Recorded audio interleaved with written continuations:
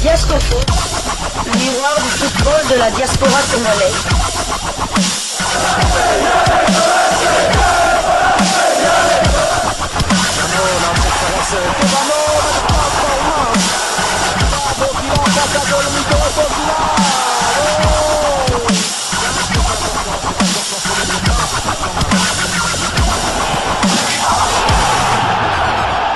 Diascofoot, le miroir du football de la diaspora congolaise.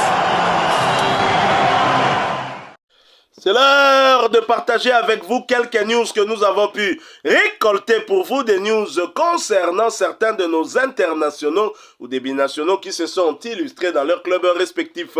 Et cela dans le cadre de cette deuxième livraison sportive de ce vendredi 15 août 2025. Une livraison qui nous conduit du côté de l'Italie. Et en Italie, de nous poser cette question: Charles Piquel parti pour rester à Cremonese? Une question qui vaut bien son pesant d'or quand on suit cette équipe qui monte en Serie A italienne. Une publication en présentant les maillots et les numéros de chaque maillot pour les joueurs pour la saison 2025-2026. Une publication, il est dit, nos numéros de maillot pour la saison 2025-2026.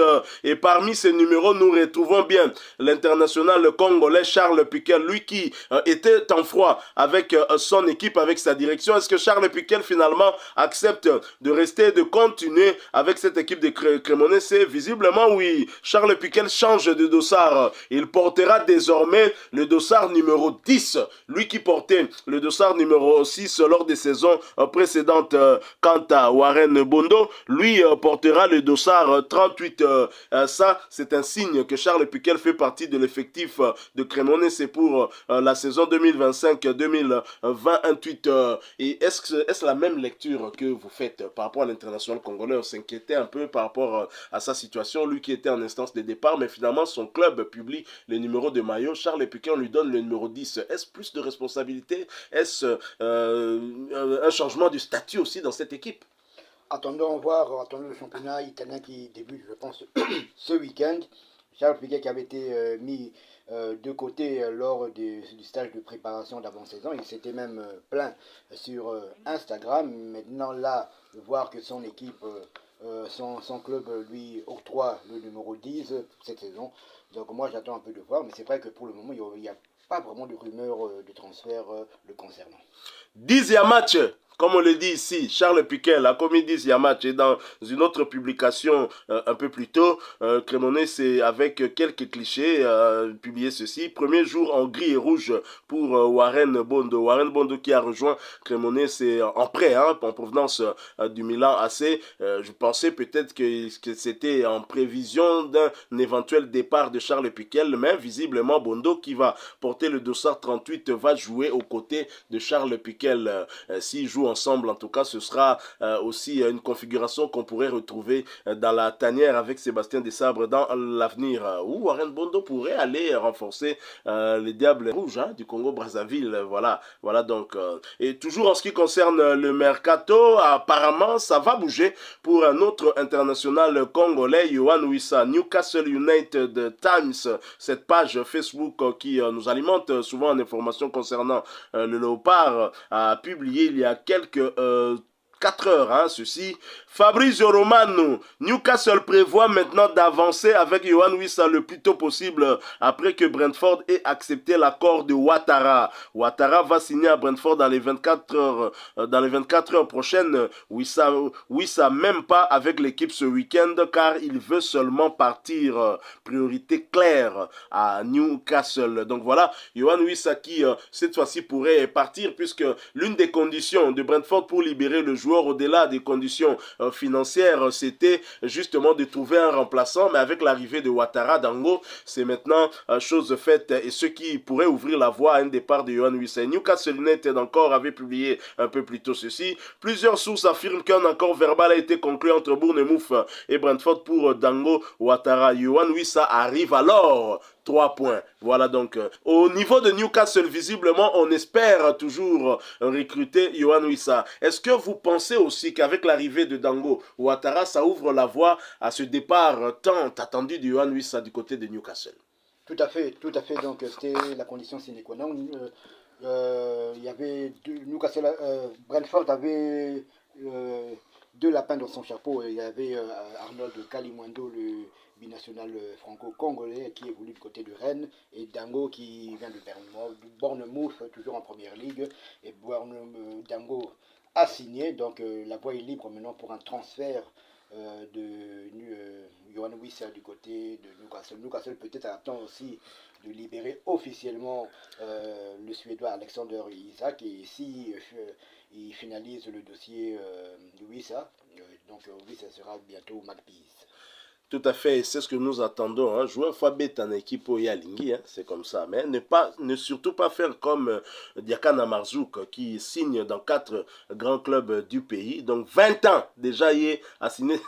En tout cas, nous quittons l'Angleterre mais pas la Grande-Bretagne. Nous allons cette fois du côté de l'Écosse. En Écosse, on jouait le 3e retour de qualification pour l'Europa League Conférence hibernienne qui recevait le Partizan Belgrade. A été battu sur le score de 2 buts contre 3. Après prolongation. L'international congolais Rocky Bouchiri, titulaire comme à son habitude, a disputé l'intégralité de ce match, et cela pour sa 6e fois consécutive, ce qui porte à 625 minutes son temps de jeu sur les 625 possibles. Il a participé à tous les 6 matchs de son club avec à son actif 2 buts inscrits. Après ce revers, Hibernian est qualifié pour les barrages de qualification pour l'Europa League Conférence à la faveur de sa victoire 0-2 du côté de Belgrade en Serbie. Prochain rendez-vous, ce sera pour le compte du 2e tour de la Coupe nationale et un déplacement sur le terrain de Livingstone où Rocky Bouchiri sera en face d'un autre léopard, un autre international congolais, à savoir Jérémy Bokila. Et ce match est prévu pour après-demain, dimanche 17 août 2025, sous le coup de 15h de Kinshasa, 16h heure de Goma. Nous sommes à l'est de la République démocratique du Congo. Du côté des visiteurs, Aldo Kaloulou est malheureusement resté sur le banc, et cela pour sa 2e fois consécutive.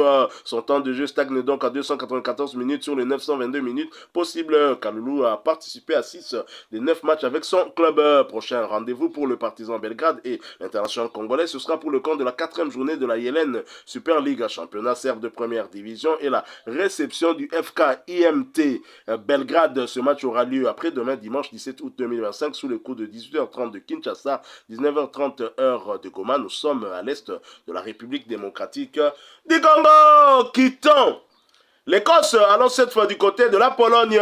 En Pologne, on jouait également le 3e retour de qualification pour l'Europa League Conférence.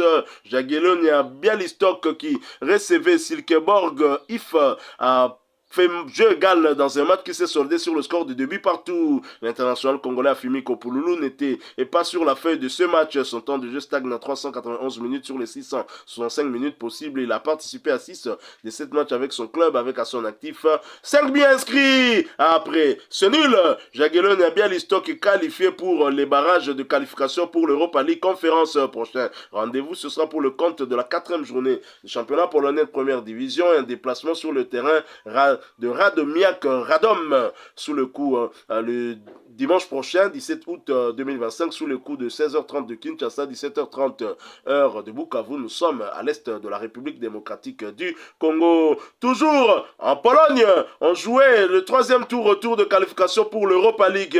Legia Varsovie qui recevait l'AEK Larnaca de Chypre l'a battu sur le score de 2-1. Steve Kapwadi, titulaire, a disputé l'intégralité de ce match, ce qui porte à 688 minutes son temps de jeu sur les 982 minutes possibles. L'international congolais a participé à 7 des 10 matchs avec son club. Malgré cette victoire, le Legia Varsovie est éliminé de l'Europa League, mais est heureusement réversé en barrage de la Ligue Europa Conférence.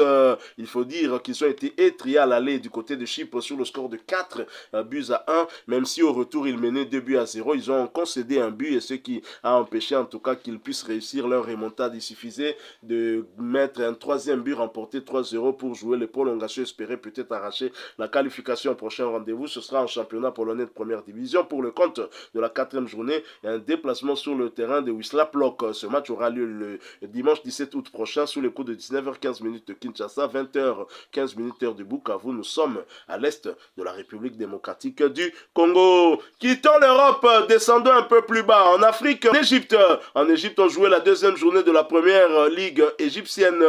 Et Pyramide qui recevait Ismaili l'a battu sur le score d'un but à 0. L'international congolais, le cyborg national, le fiston Maël Kalala, était bien titulaire du côté de l'équipe haute avant de céder sa place à la 88e minute de jeu. À noter qu'il s'agissait de sa deuxième titularisation consécutive, ce qui porte à 152 minutes son temps de jeu sur les 198 minutes possibles. Il a participé à tous les 2 matchs avec son club. Prochain rendez-vous, ce sera pour le compte de la 3e journée du même championnat, un déplacement sur le terrain d'Al-Masri. Ce match aura lieu le mardi 19 août prochain sous le coup de 19h de Kinshasa, 20h heure de Walikale. Nous sommes à l'est de la République démocratique du Congo. Terminons cette deuxième livraison sportive de ce vendredi 15 août 2025 par l'Afrique du Sud. En Afrique du Sud, on jouait la deuxième journée de la première Soccer League, championnat sud-africain de première division. Kaiser Chiefs qui recevait Polokwane City l'a battu sur le score d'un but à 0. Glody Lilepo Maccabi, titulaire du côté de l'équipe haute, a disputé l'intégralité de cette rencontre, cela pour sa deuxième fois consécutive, ce qui porte à 192 minutes son temps de jeu sur les 192 possibles. Il a participé à tous les 2 matchs avec son club, avec à son actif un but inscrit. Prochain rendez-vous, ce sera pour le compte de la 3e journée du même championnat et la réception de Richards Bay Football Club. Ce match aura lieu le mardi 19 août prochain sous le coup de 18h30 de Kinshasa, 19h30 heure de Saké. Nous sommes à l'est de la République démocratique du Congo. Voilà qui me fait à cette deuxième livraison sportive de ce vendredi 15 août 2025. Vous l'avez aimé, laissez-nous un maximum de j'aime. Merci de partager avec nous en commentaire votre point de vue. Abonnez-vous sur cette chaîne d'ESCOFoot parce que nous sommes et restons le miroir du football de la diaspora congolaise. N'oubliez pas d'activer la petite cloche de notification histoire de ne plus rien manquer des prochains sujets que nous allons vous proposer. Encore une fois, merci à vous, avec espoir de vous retrouver bientôt dans un autre sujet d'actualité. En attendant, portez-vous bien et d'ESCOFoot vous dit au revoir.